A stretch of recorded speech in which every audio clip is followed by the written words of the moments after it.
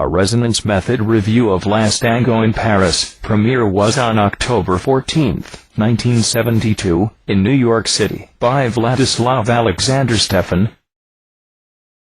Only Marlon Brando could have done it. And Maria Schneider. And Bernardo Bertolucci.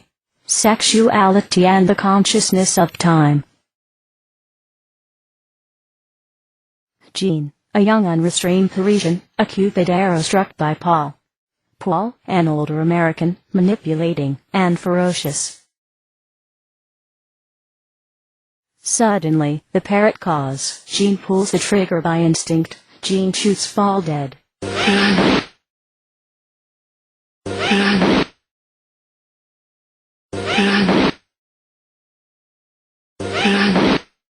Paul, hitting the flat line.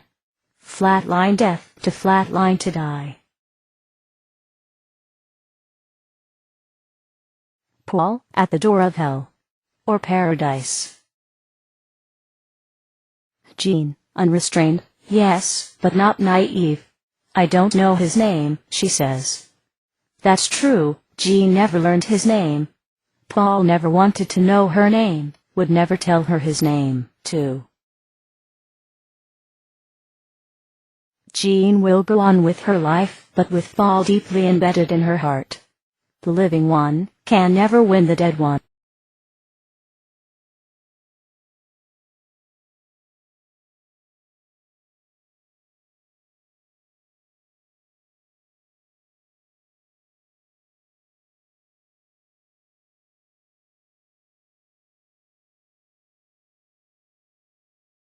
Last Tango in Paris in a few words or more.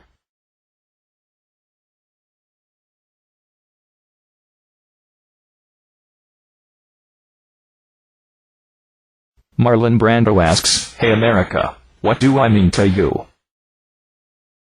Not only Marlon Brando, but every American asks, "Hey America, what do I mean to you?" We love America, and we want her to love us back. Bernardo Bertolucci, says Stefan, died on November 26, 2018, just a month or so after we had finished this video version, 2018, of my previous, 2011, resonance review, of Last Tango in Paris, 1972.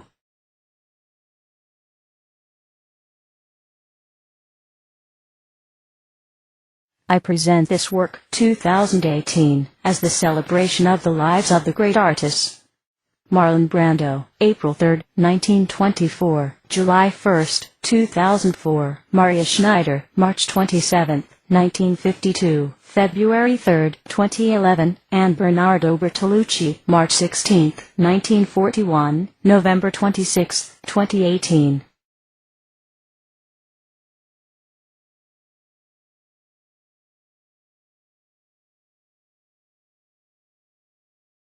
This is La Jolla Cove, my favorite place to take a walk in La Jolla.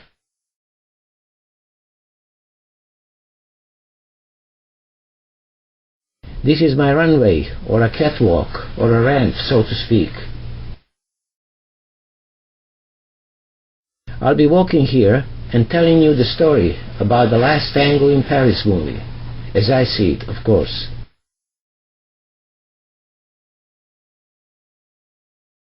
Marlon Brando, on Last Tango in Paris, in an interview with Ian Johnstone, 1977. You made a film, Last Tango in Paris, which wasn't big budget, but was commercially successful, and it said something about human relationships. Wasn't that worth doing? I never could figure out what that movie was about. Marlon Brando never could figure out what that movie was about. Well, I could figure out, so I think. I saw that movie as the mosaic of 1001 stories. So I wrote a resonance review, as I named it, about that movie. Basically telling 1001 stories connected with that movie, so to speak. It is my first theoretical work on the history of cinema.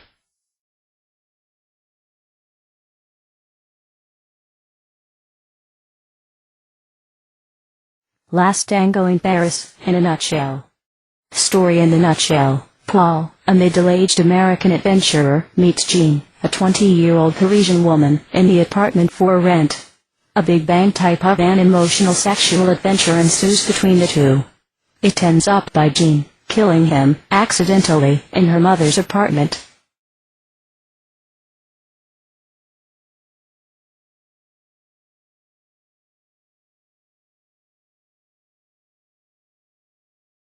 Last Tango in Paris is the film that only Marlon Brando could have done it, and Maria Schneider and Bernardo Bertolucci too. The film brings a new perspective on sexuality of an older man and very young woman, and their consciousness of time. In the following, I use this film to discuss some general aspects of the filmmaking art and filmmaking science and technology. This movie brings the shift in the way sexuality, sex, and sex perversions are depicted in the film, but with a deeply philosophical background, which makes the film impossible to imitate. Tango was unique then, and is unique now. Last Tango in Paris was followed by a number of films with a very liberated treatment of sexual scenes. Tango brings the paradigm shift as to the treatment of sexuality in film. It brings explicitly sexuality of a Don Juan, or a Faust type. I do not have in mind here only nudity. Reference 1, for Last Tango in Paris, Marlon Brando was nominated for the Oscar, Best Actor 1973, no win, and Bernardo Bertolucci, Best Director 1973, no win. Reference 2. They did not win, I think they should have. It is not clear to me whether they had joined the post-Oscar bash. Now, the advice for the wannabe with the famous, you may sneak into the Oscar ceremony itself, that is possible. But you can only dream of sneaking into the post-Oscar bash, the Vanity Fair. The bash. That is. Reference 3.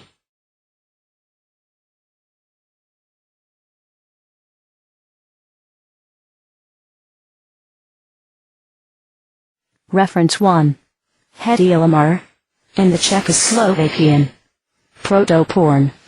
Ecstasy is often quoted as performing the first nudity act on the screen. But, not really, nudity on the screen was not discovered in ecstasy. Reference 2. Gaelkin. And Jim Piazza? The Academy Awards, the complete unofficial history. This book is neither authorized nor endorsed by the Academy of Motion Picture Arts and Sciences. Reference 3. Trevor White, editor. America's Elite. 1000. The Ultimate List. Millennium Issue.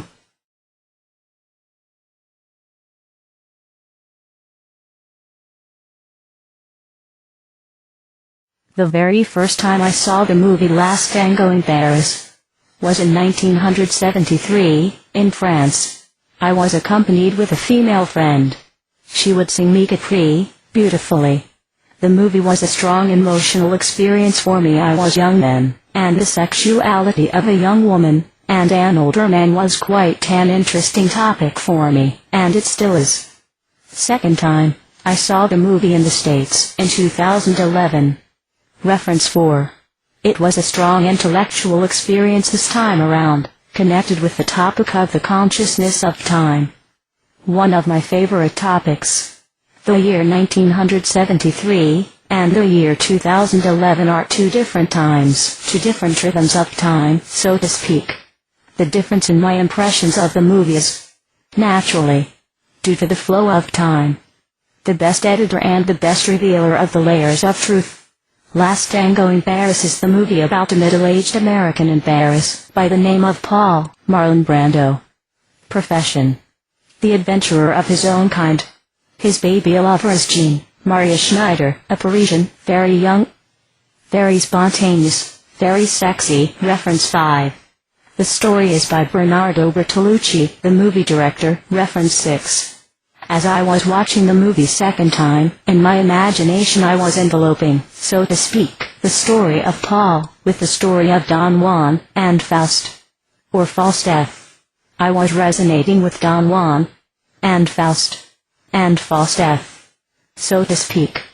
The general theme of Last Tango in Paris overlaps, in essence, a Don Juan and a Faust, or Faustef, motif. A young woman, Jeanne, in the movie, just about to be married, is involved in a sexual and emotional relationship with another man. Don Juan, Paul in the movie. It is always a young woman, the epitome of purity and raw sexuality, who proves to be the excellent material for Don Juan and a Faust type of experiments.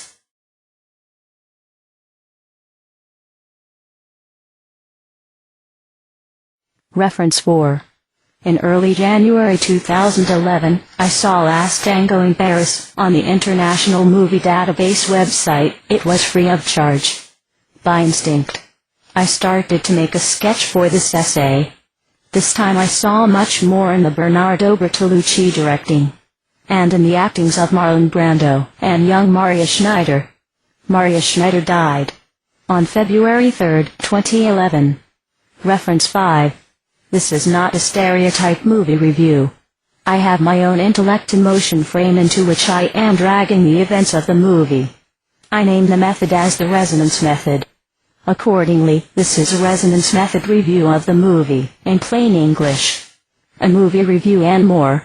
My intellect-emotion frame is defined by the Don Juan and the Faust legends, the two of the landmark topics of the Western intellect and emotion. And my fiction-fantasy story, Dr. Faustef. The emphasis is put on sexuality and the consciousness of time. Reference 6.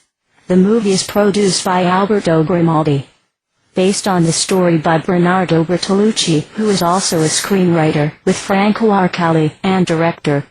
Director of photography is Vittorio Storano. Music is composed by Gato Barbieri. The premiere of the movie was in New York City on October 14, 1972.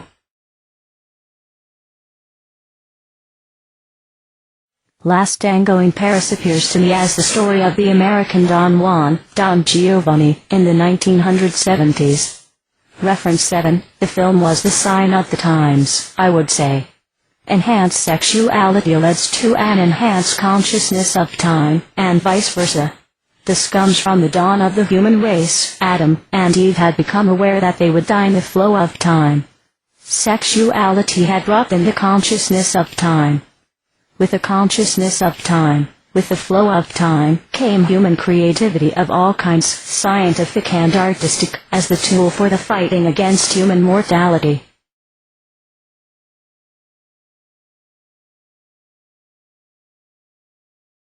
Reference 7. It was a decade of a high-pitched sexuality. It was the Big Bang in the development of the pornography industry.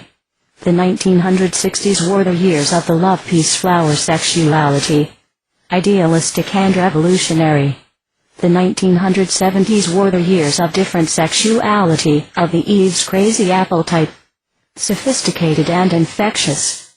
The behavior of the human race as a whole, through the ages, is similar to the behavior of humans, its constituents, in their lifetimes. Just like humans, the human race changes its moods. Sometimes it feels sexy, and sometimes does not. My fiction-fantasy story on Dr. Faustef versus Lucifer, in the fight for immortality of the human race, 2002, depicts a physicist who achieves immortality. The 1970s, the decade of the Eve's crazy apple sexuality, sophisticated and infectious. The 1960s, the decade of the love, peace, flower sexuality, idealistic and revolutionary. The 1970s, the decade of Eve's crazy apple. Like any other decade, don't you think? Snake, Lucifer. In the lower right-hand corner, there is a cornuto, a cuckold, a horn carrier, Paul. Important for the movie.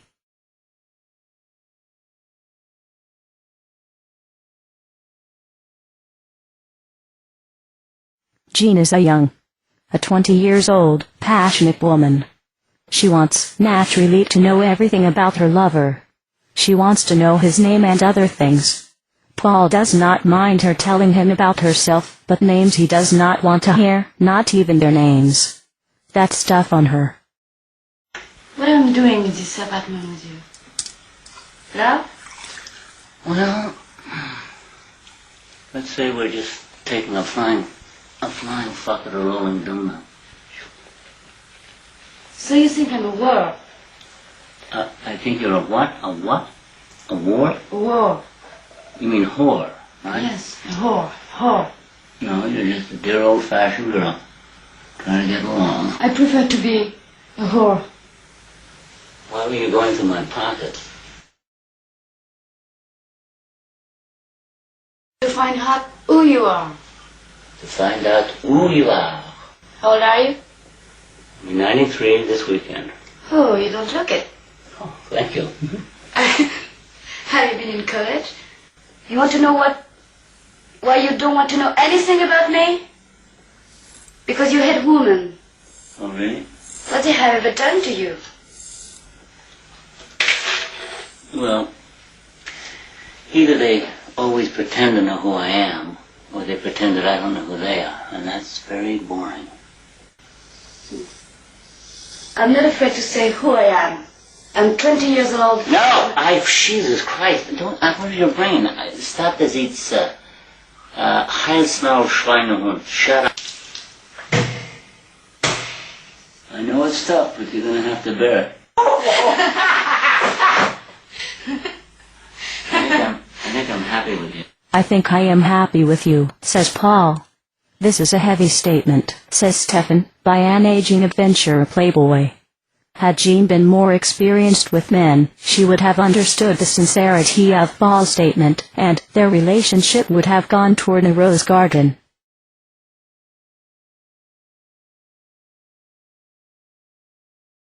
All the mysteries, says Paul, that you are ever gonna know in life are right here. I wish, says Stefan, that Paul had in mind this. Life in our time world, the world of duality and manyness, benign, harmonious, and malignant, or, like, is addressed by the nature of nature through the female-male duality, the sweetness-bitterness of it, that is. To understand and comprehend this duality, the most complex of them all, including both benign and malignant aspects, is an enormous task to be achieved in every human life. Alas, most of us humans leave the time world without having ever understood a bit of the mystery of the female-male duality, even with the help of great human minds. It is something like this: you do experience the female-male duality in any capacity, and you are good to go. There is nothing else there for you to be learned in the time world.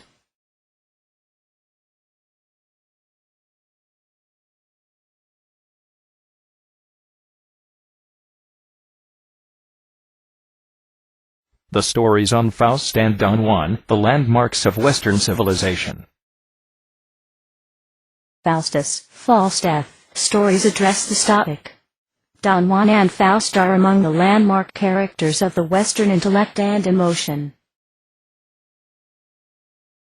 Sexuality and the consciousness of time. I do not pretend to be a specialist in what I have written in the following. Regarding the sacred books, the text is constructed so as to facilitate discussions in the essay. The Eve's Apple.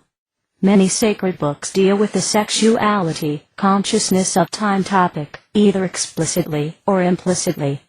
The Bible begins with this topic. It starts with Adam and Eve. They are expelled from paradise into the time world, our world. Eve's apple, that is sexuality, given to her by Lucifer disguised as a snake, is the cause and the trigger for the expulsion.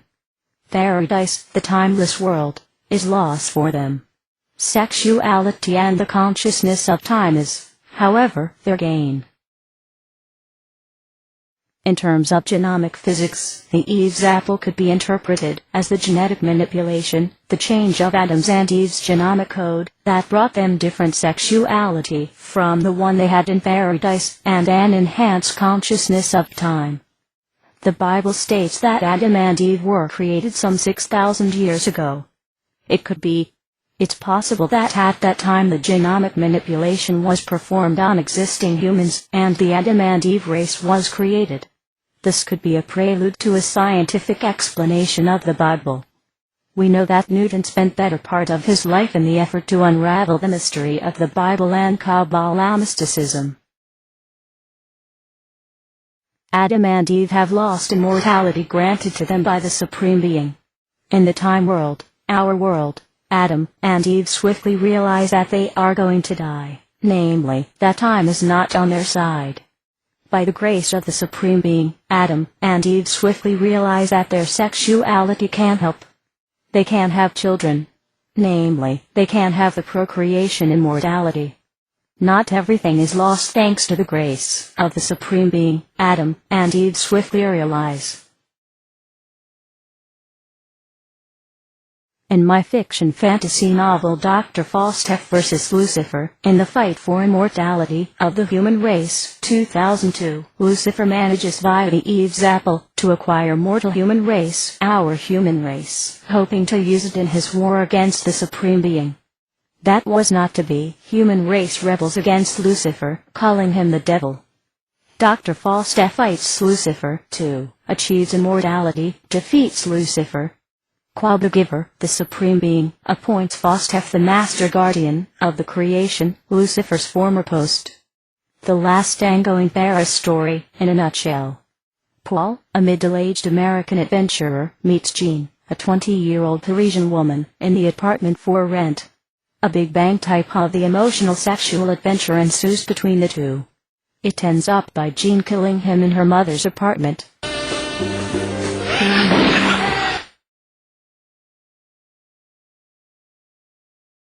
France 1973, USA 2011. The very first time, says Stefan, I saw the movie Last Tango in Paris was in 1973, in France, with a female friend. She would sing me Capri, it's finished, beautifully.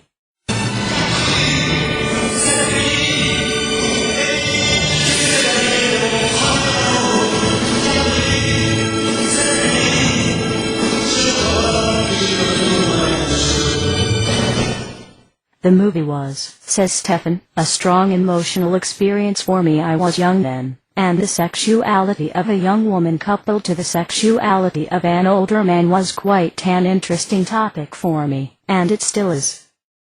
Second time, I saw the movie in the States. It was a strong intellectual experience this time around, connected with the topic of the consciousness of time, one of my favorite topics. In the early January 2011, I saw Last Tango in Paris on the International Movie Database web. It was free of charge.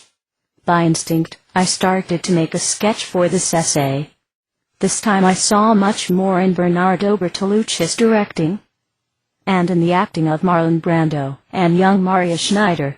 She died on February 3, 2011. The year 1973 and the year 2011 are two different time domains. Two different rhythms of time, so to speak. The difference in my impressions of the movie is, naturally, due to time, the best editor and the best revealer of the layers of truth.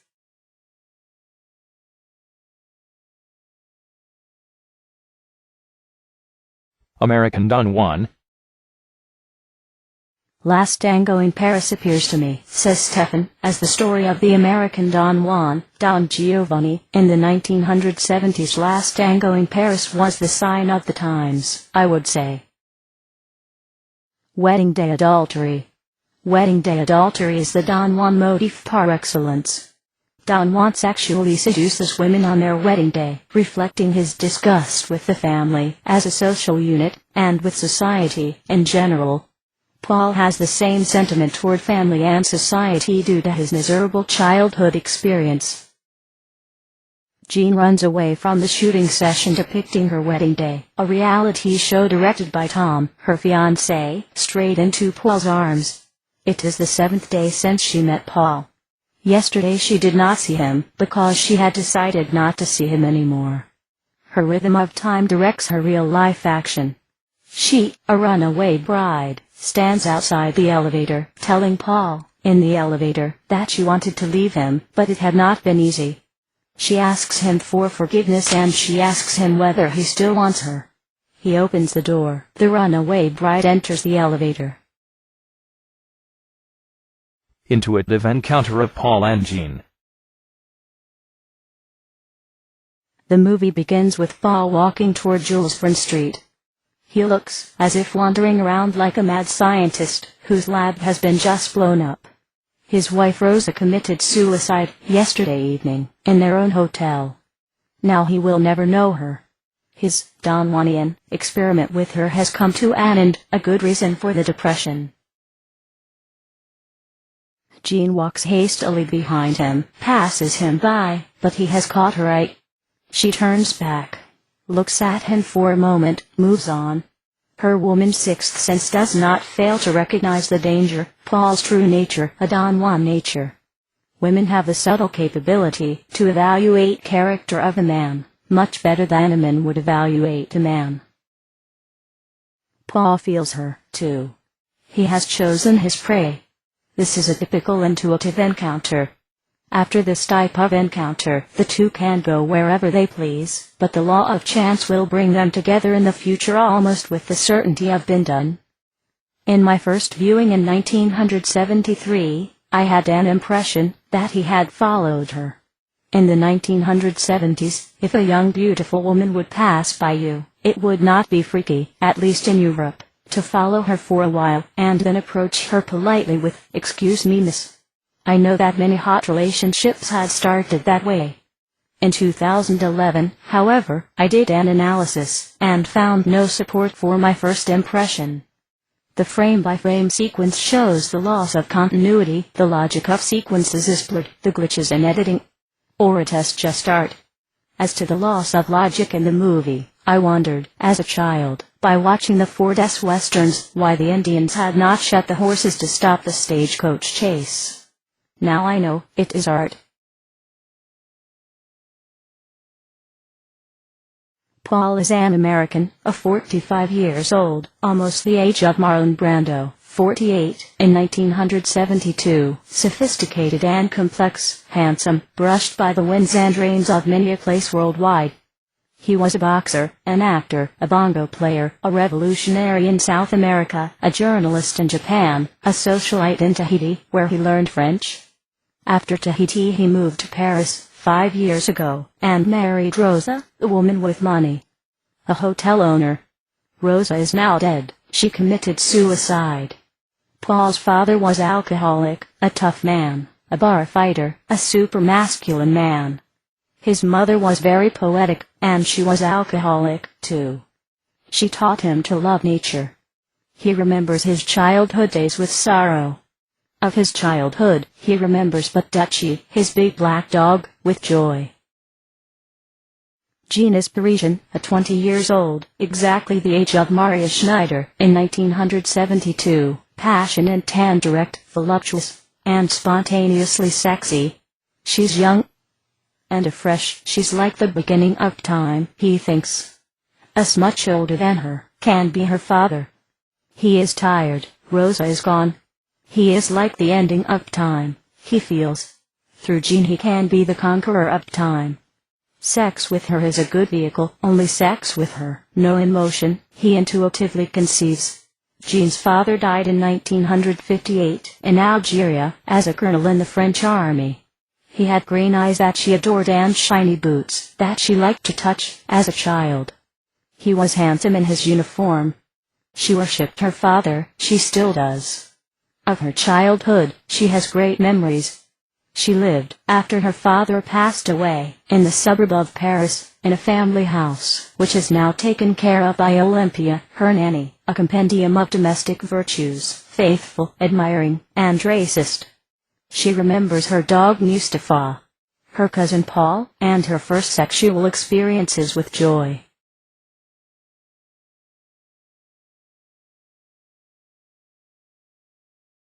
Hideaway for the Flesh and Blood Prayer. Paul, the master seducer, rents the place. It's the sort of a hideaway, a timeless place only for two, for her and him, just like paradise would be for Adam and Eve, or a scientific laboratory. And what follows, says Stefan, I give the comments on the movie as it unfolds.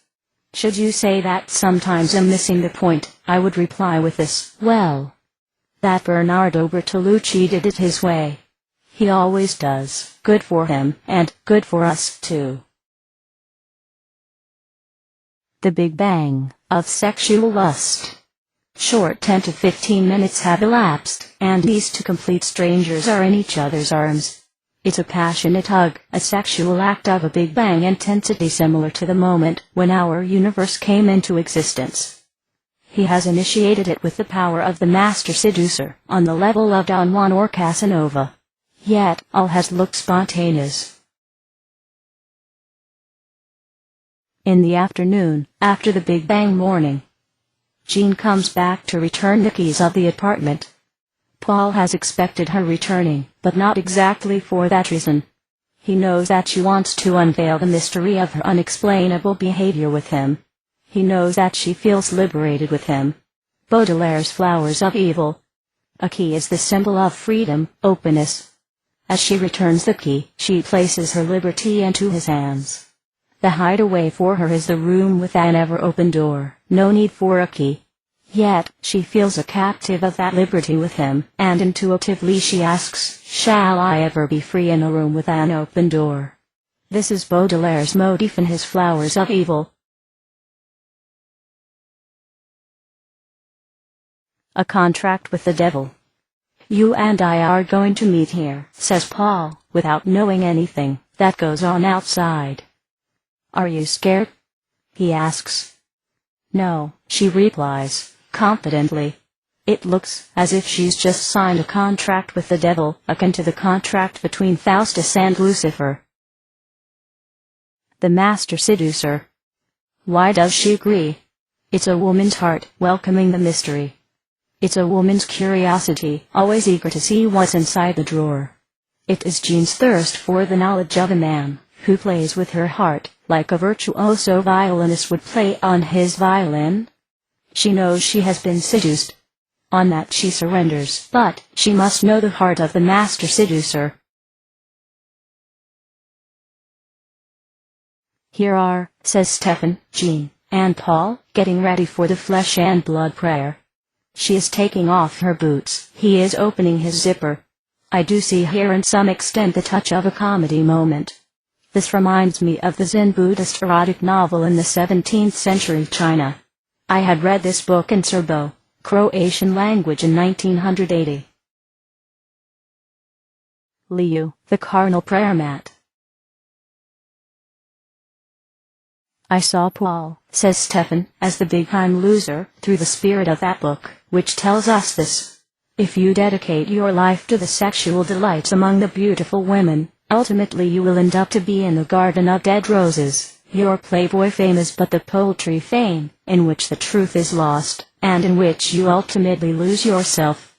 Paul even lost his life. Paul has easily seduced Jeanne. This is an adventure for her. She wants freedom through the adventure with him, not to be free from him. This is a true woman's soul, incompatible with false Don Juan's Faust's soul, which seeks the absolute freedom.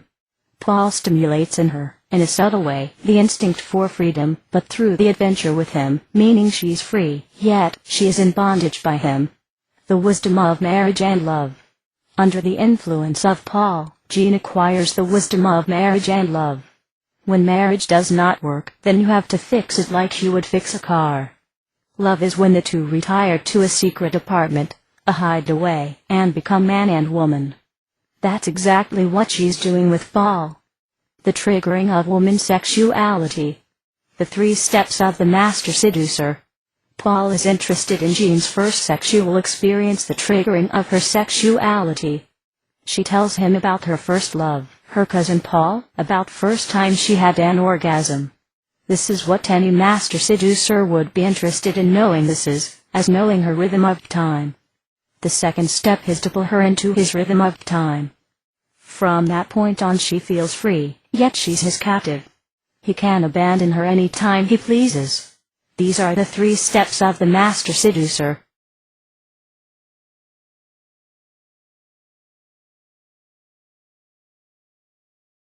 Don Juan, the liberator of women.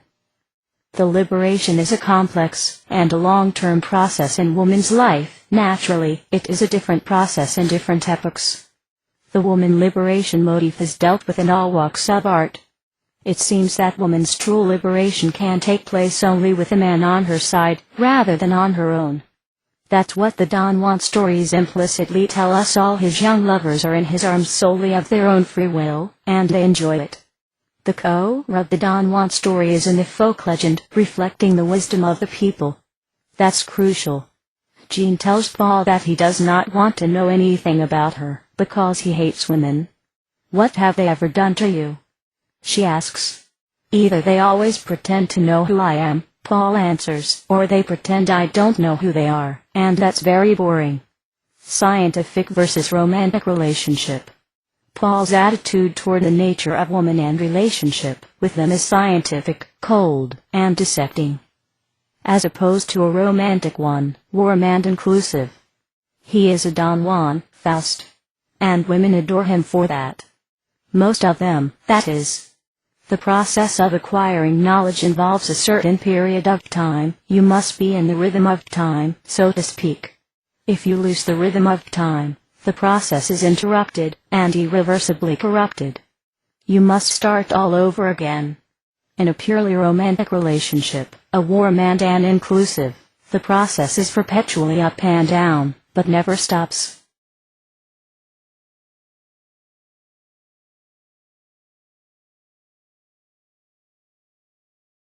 The flow of time in a romantic relationship. The time flow manifested through the duration of the relationship with a lover is very important for a woman. This is the form of her consciousness of time.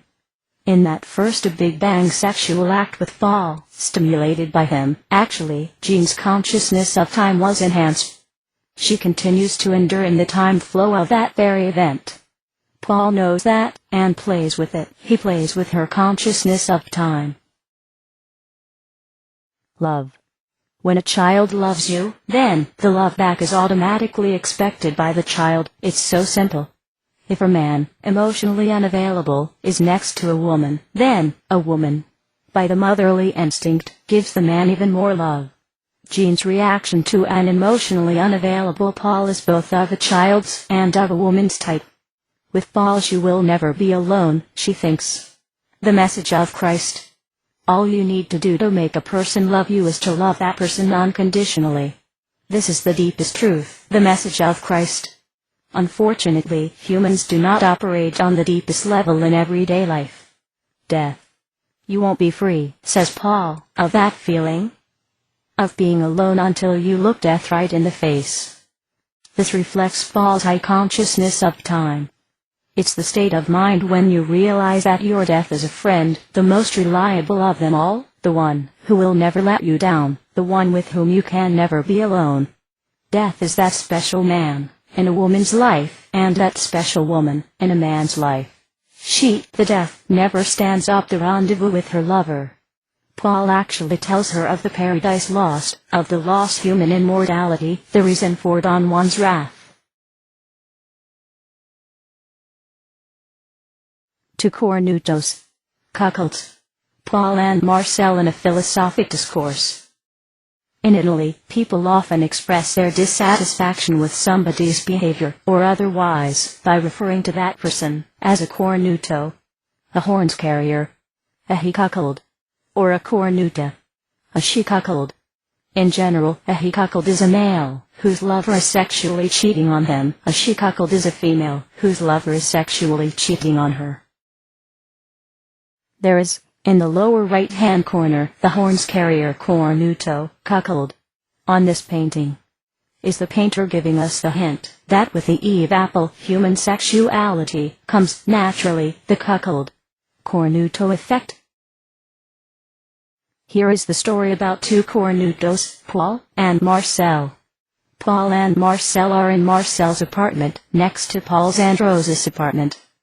Marcel have had an affair with Rosa almost a year, not a passionate one, though, as Marcel says. Apparently Marcel's ex-wife had not been better than Rosa. Two cornutos, identical bathrobes. Rosa wanted their bathrobes identical, says Marcel. And she wanted him to drink bourbon, as Paul did. Marcelo tells him that they've got a lot of things in common. The two Cornutos are now trying to explain philosophically why women do strange things, why Rosa has cheated on Paul, committed suicide, for example. Paul tells him that Rosa often talked about him. She had a strange violence, says Marcel. Why was she unfaithful to you? You can't believe that Rosa killed herself, says Paul. It's hard for me to believe, too. As Paul leaves, he says, really, Marcel, I wonder what she ever saw in you. Paul may continue to wonder, but Rosa did find something in Marcel. A cheating wife, a desperate wife. Paul did not interfere in Rosa's cheating affair with Marcel. He did not want to interrupt his experiments. This is a Don Juan trait. Paul was not jealous as long as his experiment was coming along as planned. Actually, Rosa was not a cheating wife, she was a desperate wife for love of her husband.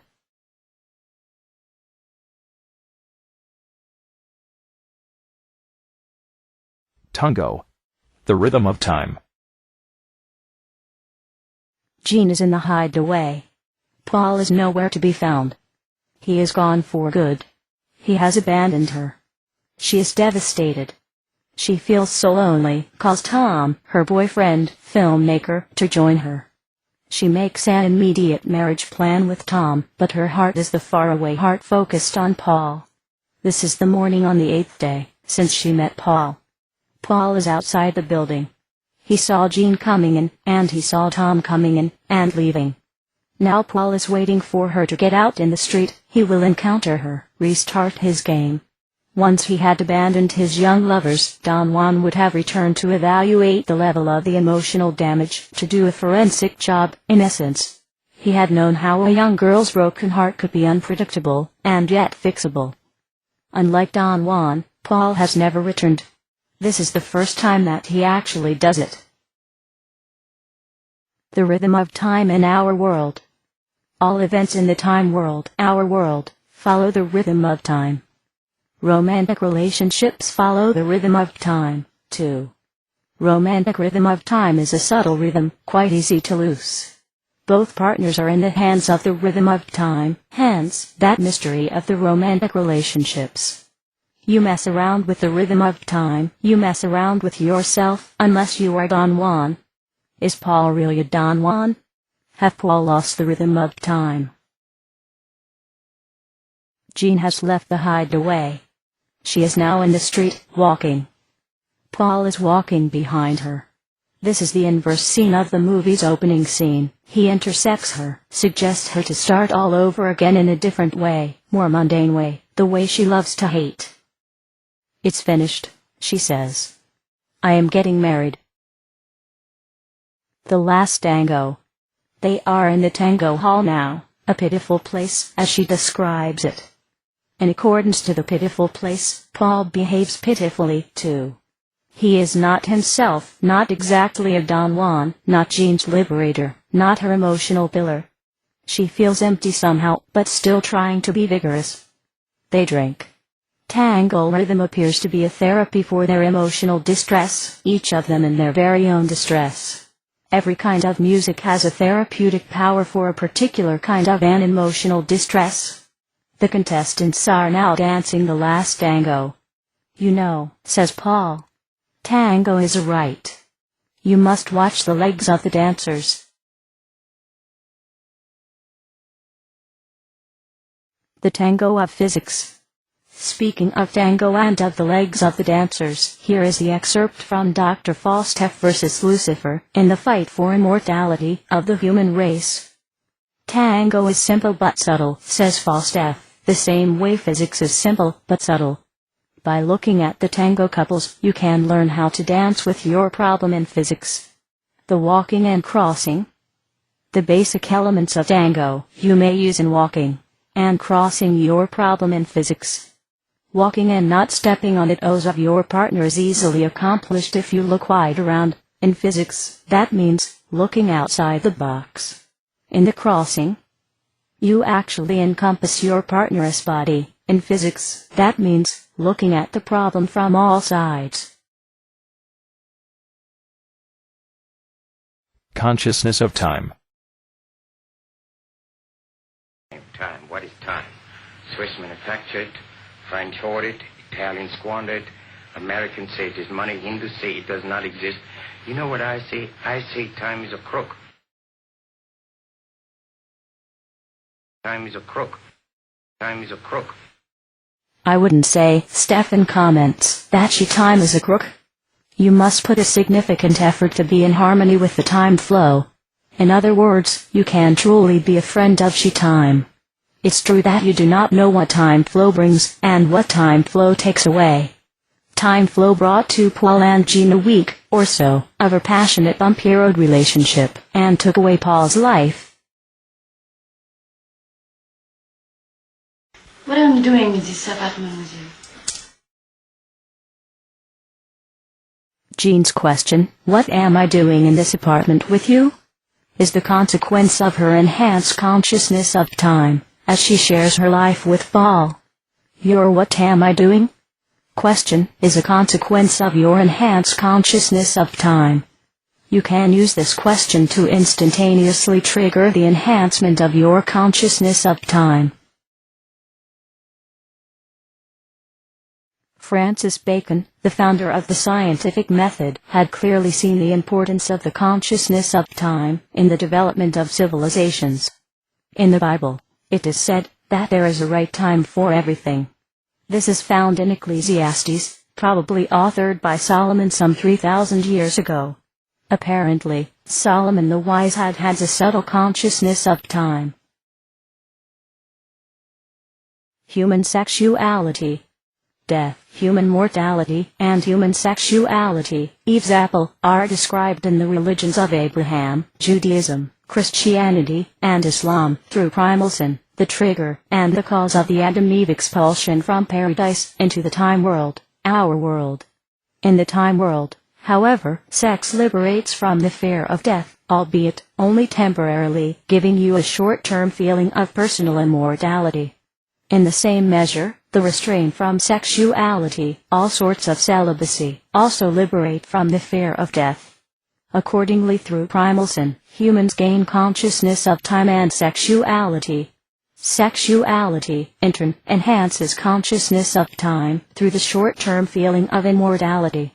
Human sexuality branches into a great number of particular human sexualities, as treated in the movie, A Raw Sexuality of a Young Jeanne, Paul's combined Faustian and Don Juanian sexuality, The Adultery of Rosa, a restrained sexuality of Jeanne's mother, and prostitution. Freud is right, it seems to me, says Stefan, in his soft statement, namely, that sexuality is a highly important ingredient of human nature. He is wrong in his hard statement, namely, that sexuality is of ultimate importance. The human nature can be reduced to human sexuality.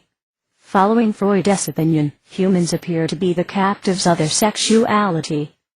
I hypothesize that sexuality has its core in the consciousness of time. The consciousness of time, it seems to me, is the core not only of sexuality, considered here to be an aspect of human creativity, but also it is the core of human creativity in general, including all kinds of creativity, scientific, artistic, financial, and similar. It gives humans the freedom of a creative life with almost unlimited possibilities. In the soft sciences, the arbitrariness of statements is accepted, and usually categorized as opinions. That's not the case with the exact sciences, such as physics, whereby the arbitrariness is reduced, albeit it still exists. The probabilistic quantum mechanics is overwhelmingly successful physics tool.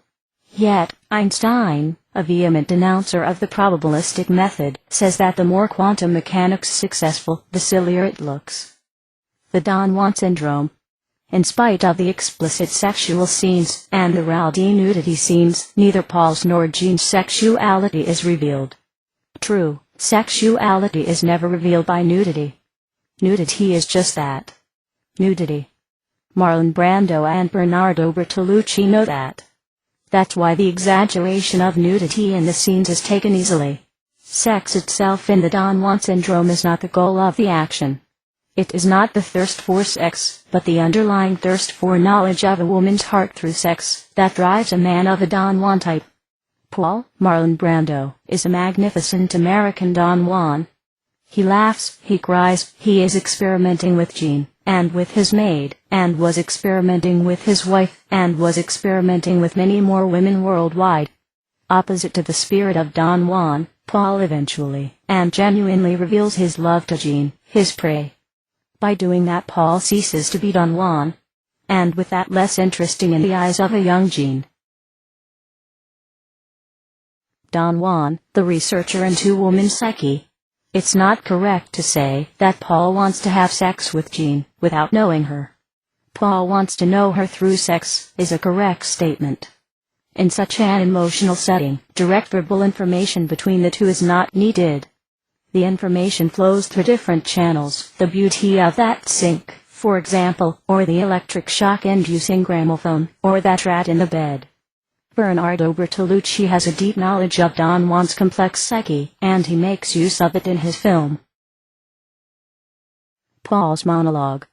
Marlon Brando presents the Don psyche best in his monologue over the dead body of his wife. He lost her, that's sad, and Marlon shows it, and now he will never know her, never.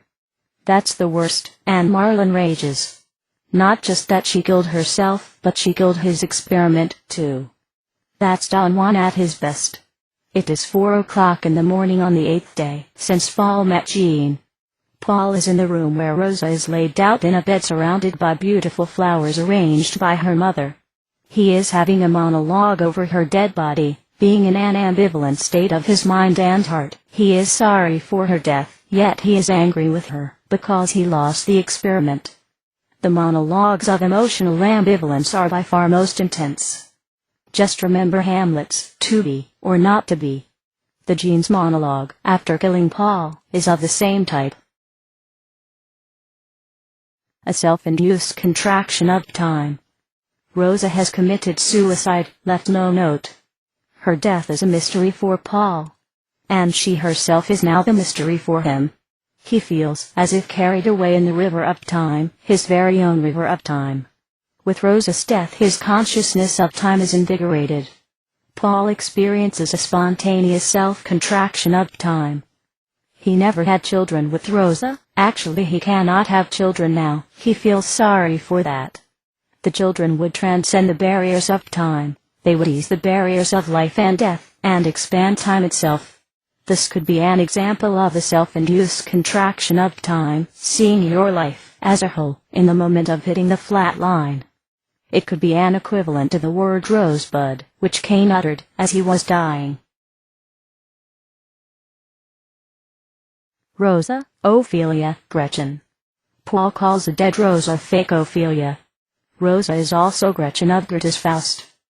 Gretchen chooses death by the executioner rather than to be with Faust, who does not truly love her. Paul and Rosa appear as Faust and Gretchen. Even if the husband lives 200 years, says Paul, he is never going to be able to discover his wife's real nature. I will never discover the truth about you, never. The personal touch of 3 generations in resonance. Last Tango in Paris had acquired life of its own, and, as such, it will remain.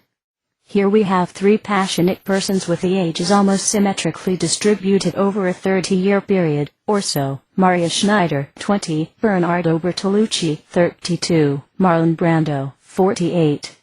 They are powerful specimens of 3 generations, almost brought into emotional and intellectual resonance, so to speak. Marlon Brando is a sexy man par excellence, he rarely smiles. He is a rebel par excellence, he rarely grins.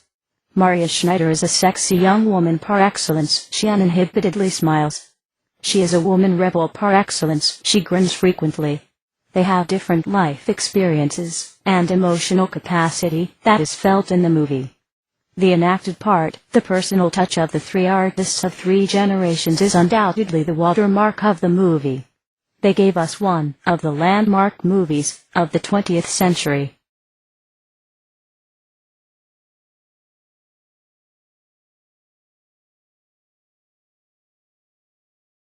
equals flatline day. What happens in Jeanne's mind and heart in the period from being with Paul, in the tango hall, runs away from him, enters her mother's apartment, goes straight to the drawer with her father's gun, and shoots him. The fatal love. In the tango bar, Jeanne does have fun with Paul. Could it be that she misses his loving in a hideaway, but not necessarily him? Is this Baudelaire's The Fatal Love, whereby the lover's loving is missed, but not the lover? Is this Baudelaire's French Gothic par excellence? Somebody has to die. The finale of the movie, Jeanne kills Paul, is something that no viewer could ever see coming. Somehow, it's too much, the logic of the event is weak. The movie in its climax becomes purely emotional and, as such, it stays in one's heart. No viewer, however, is aware that this is a Don Juan story. Such an ending, for the screenwriter and the director, is the most natural thing. Bernardo Bertolucci knows, I postulate this, I don't know what Bertolucci knows. That he is making a movie about Don Juan, of the 1970s, somebody must die, but who, and when? Jeanne's father is dead already, he died in 1958, in Algeria, to make Jeanne commit suicide? Goethe in his The Sorrows of Young Werther, allows Werther's suicide. Goethe also let Margaret, Gretchen, be executed in Faust, Part 1, no. Jeanne is too young. That would be like extinguishing life itself, and repeating Rosa's case. Rational versus irrational finale. Paul could be let run over by a car, or a truck during the chase in the street. This would be more rational, such things do happen, but not so a dramatic event. Jeanne, also, could let be run over by a car. Paul will have lost his experiment, as he has with Rosa. These two possible endings would be something like a man and a woman meet, through one event of chance and part, through yet another one event of chance. That is the story of love that went wrong. Everybody knows it happens. Artistic and scientific temperament in the filmmaking. If I were Bernardo Bertolucci, I would do it that way. If Bernardo Bertolucci were me, he would do it, for sure, my way. Fortunately for us, Bertolucci did it his way. He chooses not a reason-driven finale, but the guts-driven finale, the finale that nobody will ever know clearly what really happened. The mystery of the movie has been sealed, and, as such, will always invite the curious individuals to unveil it. That's what you expect of art, the emphasis on irrational and mysterious. The pure rational, you expect from science. Science and art always trespass their areas, and it's always intentional regardless of what the two say. The film's director lets Jeanne kill Paul. It is as if the life of spontaneity is in the fight for its own life against sardonic and cynical life of Paul. This is the point whereby Bernardo Bertolucci transcends himself. His movie becomes the art with life of its own, not frequent occurrence in the filmmaking. Last Tango in Paris, by itself, transcends the creators with no effort on the creator's side. Now that Paul is dead, the finale of the movie is in Maria Schneider's hands, Jeanne's monologue. She does it superbly. Paul, Jeanne, the film's director, three pals. The finale of the movie is the masterpiece in itself, the masterpiece both in acting and directing. Three people are involved, Paul, Jeanne, and the film's director. You feel the personal touch, not only the creative one, of Marlon Brando, Maria Schneider, and Bernardo Bertolucci. It's obvious they have become pals in addition to the movie partners. Our children.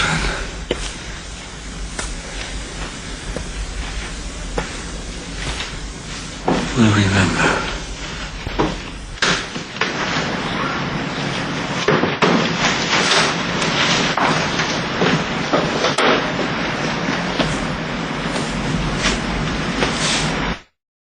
The Avengers of Adam. The director tells Paul to wobble out onto the balcony. Camera is following Paul. He walks unsteadily toward the balcony, saying, "Our children, our children, our children will remember." All said in the following is in my mind, the observer's mind, and, as such, represents one of many possible layers of truth that the film emanates. Paul does not mean Jeanne's and his children. He cannot have children. He could have them when he was younger, but he missed the opportunity. Does Paul talk about his sorrow for his lost procreation and mortality through children?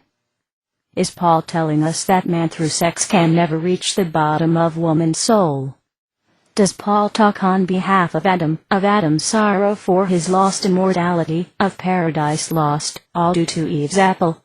Is Paul repeating the words of Adam on his deathbed? Our children will remember what exactly happened in paradise. Does Paul tell us, secretly, that Adam himself chooses men throughout time, to carry the message of his sorrow and anger with Eve for lost immortality? Does Paul tell us about the Avengers of Adam? About the men of a Don Juan type that women adore?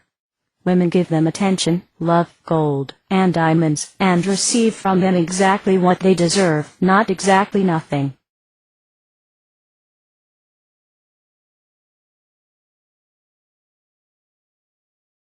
The most is spoken with the unspoken. Paul is at the balcony. The camera is facing him. See snapshot 10. The director tells Paul to try to speak, but be unspoken.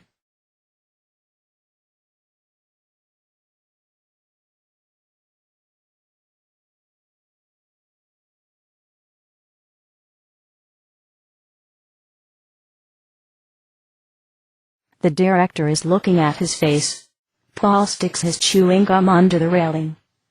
Tries to speak, he is lame on speech, remains unspoken.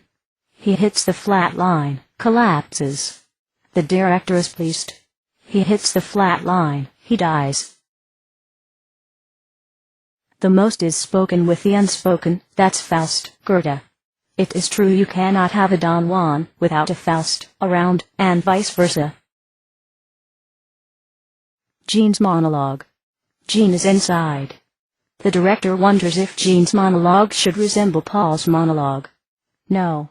He decides. Paul was emotional, angry, betrayed, hurt. The director tells Jeanne to stay relatively cold, confused, to cut the emotional thread with Paul. She does that. She starts her monologue, her face is in a close-up. I don't know who he is, she says. He followed me in the street. He tried to rape me, he is lunatic. Jeanne continues with her monologue. I don't know his name, she says. Lastly, Jeanne does not know his name. Paul insisted on that, he did not tell her his name, and he did not want to know her name, either. Paul wanted purely sexual relationship with her. At the end that proved to not be a good idea, he did want to know her name. But it was way too late, Jeanne killed him accidentally. She continues with her monologue, but her words are now muted. She has finished her monologue. Director breathes the sigh of relief. He is pleased, he has now the movie's end frame. Paul's game of life. When Paul met Rosa he felt he could settle down, at least for a while. They got married. Life for Paul became something he always hated, a daily routine, but for the time being quite acceptable. The mind of a Don Juan, however, would not rest too long. Under his influence, the hotel would soon be transformed into a not quite a whorehouse. Rosa does not like it and neither do her parents. Paul studies those women, the queens of night. They love him, they feel safe with him. He helps them keep their customers in a good behavior. Rosa is going berserk. Sometimes he would go out into the vast possibilities of Paris and picked up a young woman, in the street, the bar, the tango bar. And he would not come home for days. He would rent a hideaway and start the experiment in the rhythm of time. He has been fascinated with the rhythm of tango since his days in South America. Once experiment had been finished, he would abandon the victim never to return. Wherever he went, he did his experiments, in Africa, South America, Asia, Indonesia. Rosa is dead now. He goes out to vent into the vast possibilities of Paris. As usual, things come to him without a particular effort on his side. Jeanne, young and beautiful, is coming his way. He has never wasted time. They are now in the hideaway, practicing the rhythm of time. The day of abandonment comes. He is not sure. He thinks he is happy with her. He leaves and returns. On his great surprise, he realizes that his rhythm of time has been lost. He has lost control of her. He has never returned before to a victim, and does not know what it looks like. In the tango hall, he is trying to regain the rhythm of time. He miserably fails.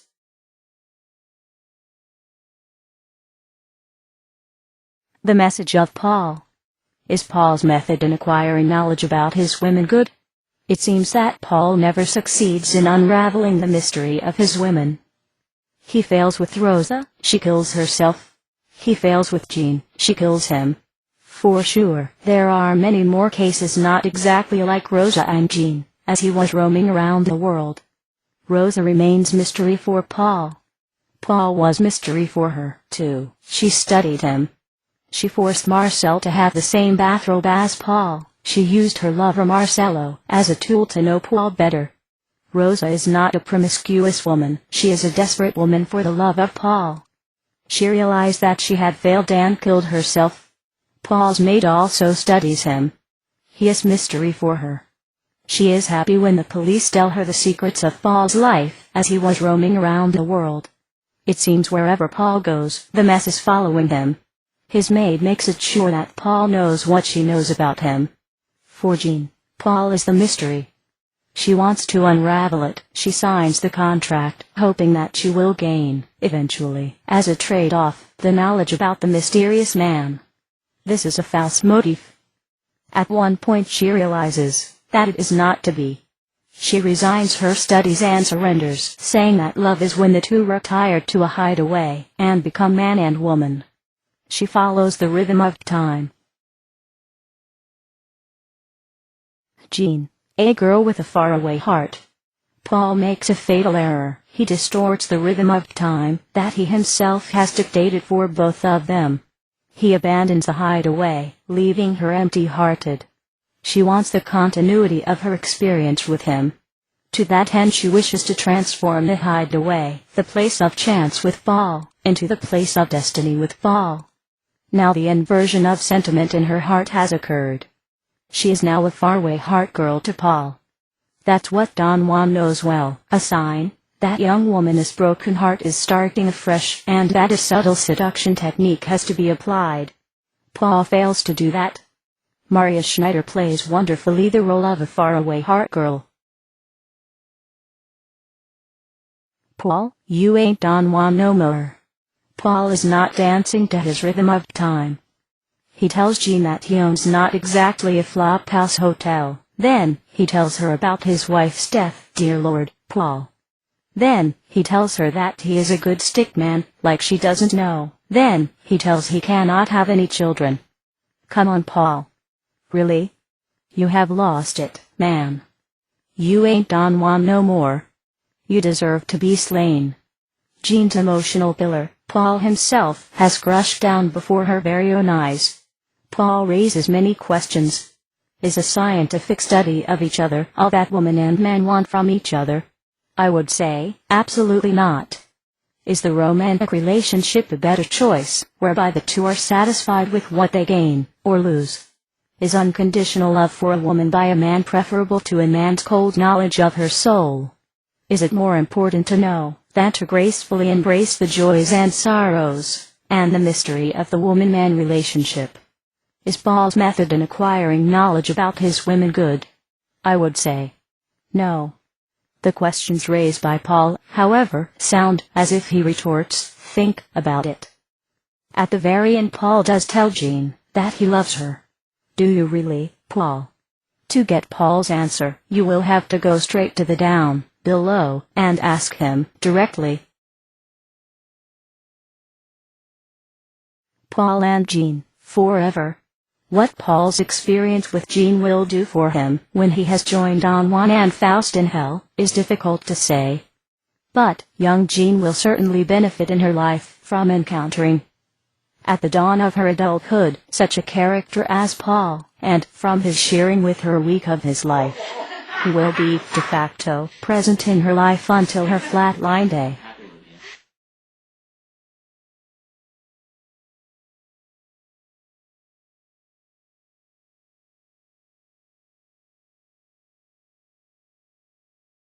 The controversy. In one scene of the movie, Paul facilitates his sodomizing of Jeanne by the use of butter. This scene has come to be referred in the history of cinema as the butter scene. The butter scene stirred up a part of the Italian public and led to the criminal legal proceedings. It is still an open question if this scene was spontaneous, unscripted, a snappy created by Brando alone, or was premeditated by Bertolucci. In the turmoil of the legal procedure against the movie, Brando stated, 1977, that he could never figure out what that movie was all about, and he kept himself out of the sight. You made a film, Last Tango in Paris, which wasn't big budget, but was commercially successful, and it said something about human relationships. Wasn't that worth doing? I never could figure out what that movie was about. Maria was angry, stating that the scene was a bona fide experience for her, done against her free will. She was talkative to the media, and controversial, too. Bertolucci took the heat on himself alone, and he kept the wise stance on the whole issue. Some would comment that the butter scene was the creation of three gay persons, Bertolucci, Brando, and Maria Schneider. Brando's first wife Anna Koshfi had accused him of his homosexuality in their divorce procedure. Brando, himself, would confirm openly his bisexuality in one period of his life, and would add that he was not ashamed of it. Bertolucci's mentor Pier Paolo Pasolini was openly homosexual. Maria Schneider was bisexual, and her father, Daniel Jelen, was bisexual too, and he would encourage Brigitte Bardot to try it herself too, which she would categorically refuse. Pauline Kael writes a review of Last Tango in Paris, 1972, in the New Yorker, 1972, the most renowned review in the history of film criticism. Here is one part of the review of Last Tango in Paris, by Pauline Kael, considered by many as the most renowned review in the history of film criticism. It appeared in The New Yorker magazine on October 28, 1972. Bernardo Bertolucci's Last Tango in Paris was presented for the first time on the closing night of the New York Film Festival, October 14, 1972. That date should become a landmark in movie history comparable to May 29, 1913. The night, The Rite of Spring, was first performed in music history. There was no riot, and no one threw anything at the screen, but I think it is fair to say that the audience was in a state of shock, because Last Tango in Paris has the same kind of hypnotic excitement as The Rite, the same primitive force, and the same thrusting, jabbing eroticism. The Last Tango in Paris review by Pauline Kael, The New Yorker magazine, October 14, 1972, is considered by many a cinema professional as the most renowned review in the history of film criticism.